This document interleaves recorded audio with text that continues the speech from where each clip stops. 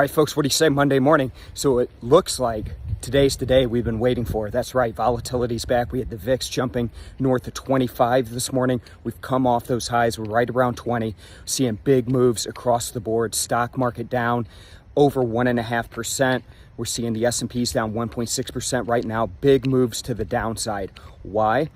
Number of things. One, big news in China that one of the big property developers are on the brink of default.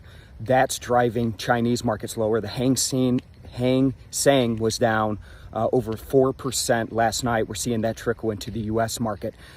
Fears around demand, fears around the Delta variant.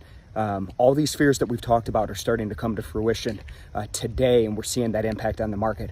Where else are we seeing an impact? Look at FX, dollar strength with this weakness in the stock market, as you may expect. Look over at oil down big, trading at $70 a barrel in WTI. That's greater than a 2% move to the downside. So a lot of pressure on this market this morning, a lot of selling action out there. That means there's a lot of opportunity to get into Nadex today and take advantage of some of these moves. So let's have a great Monday.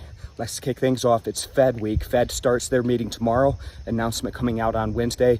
Big week ahead. Let's go get some. I'll see you tomorrow.